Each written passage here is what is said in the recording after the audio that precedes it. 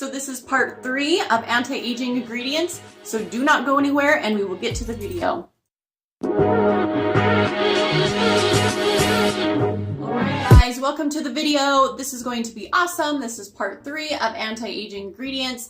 If you haven't seen part 1 and part 2, it will be linked down below. Those are awesome videos to check out too, so that you can age less, right? Everybody wants to do that. We want to look more youthful. So let's get into the video today. So, number 8 is hyaluronic acid. Estheticians talk about this ingredient all the time because it is so crucial. So if you're looking at the back of a bottle and you're looking at the ingredients, it may not say hyaluronic acid, it may say sodium hyaluronate. That is the other term for it, or more of the scientific term is what I usually call it. So you kind of have to know both terms to make sure that hyaluronic acid is in your serum or moisturizer, okay? This is an amazing ingredient for aging. It's naturally found in the body, and so as we age, it actually goes downhill, it decreases, and so that's why we want it back into our skin, okay? It makes the skin super soft, supple, hydrated, and plump. Everybody wants to look plump in the face, right? Not the rest of the body, but the face for sure, especially in areas as we decrease and age, we start to get a little bit saggy, and we don't want that. We want to make sure that our skin is supple and nice and plump, okay? And hyaluronic acid helps us achieve that. It holds 1,000 times its weight in water. So if I were to get a drop of hyaluronic acid right now and drop it in water, it would actually hold itself in there. It wouldn't dissipate in the water, it would hold itself. Okay, so that's how much hydration is in hyaluronic acid. It's actually used in some facial fillers because it's actually already deriving in the body, and so it's definitely better for you than some random thing in the body injected, right? So if you're ever gonna get facial fillers, this stuff is the kind that you wanna use.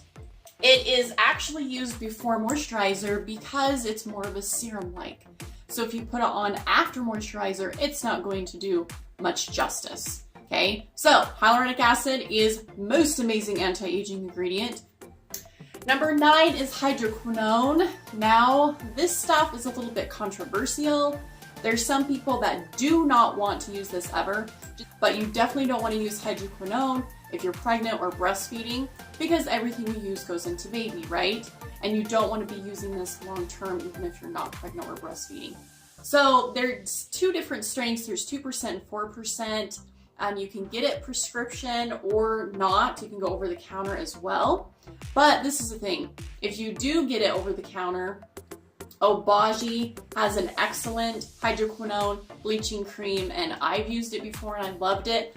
You just want to make sure you cycle through it. So use it for a couple weeks and then stop using it for a couple weeks, okay? But you're probably asking, well, what is this stuff used for? This is definitely for melasma, freckles, age spots, everything, and that's why it's on the list of anti-aging ingredients. Because as we age, we tend to get age spots. And those don't look so pretty. So we don't want those, right? And we don't want bigger sunspots, right, happening. So this really takes care of all that, and that's why I personally love the ingredient. But if you want to learn more about hydroquinone, just Google it, and there'll be tons of stuff coming up for that. All right, now number 10 is jojoba oil, not pronounced jojoba. Jojoba oil, I know that's a crazy word because it's with J's. But this is very rich in vitamin E, zinc, and all the B vitamins, so it's very, very healthy for the skin.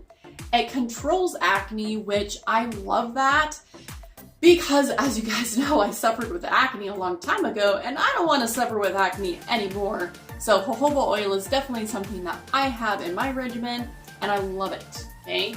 It lightens dark circles, which is great. We do not want to look like little raccoons. And then it minimizes puffy eyes, which love that. And it actually mimics human sebum. So we all have our natural oils, right? And jojoba oil is actually kind of like our natural human sebum, believe it or not. So it's kind of cool how we're putting an oil on our skin that's actually just kind of like our own oil, right? Does that make sense? Okay. 11 is kojic acid. This derives from mushrooms, okay? And what this does is it limits melanin production in the skin. So as we age, like I said, sometimes some of us get the age spots, or we were in the sun way too much when we were younger, and so our sunspots are coming up, okay? And we don't want that. We want to limit the melanin production in our skin so that we don't get all spotty, okay? And this is what kojic acid does, is it just kind of tames the melanocytes in the skin and doesn't allow them to come up through the epidermis, okay? And it's definitely a skin lightener. It's a great antioxidant, and you can actually get a lot of kojic acid peels. There's a lot of them out there. I used to do a lightening lift, so it had kojic acid in it and lactic acid, and it lightens and brightens the skin, and it makes the skin look glowy and more youthful, and it was awesome. So these are the 4 ingredients today on the part 3 anti-aging ingredients. I hope you guys enjoyed it. If you like this video, give it a huge thumbs up, and I will see you guys next time.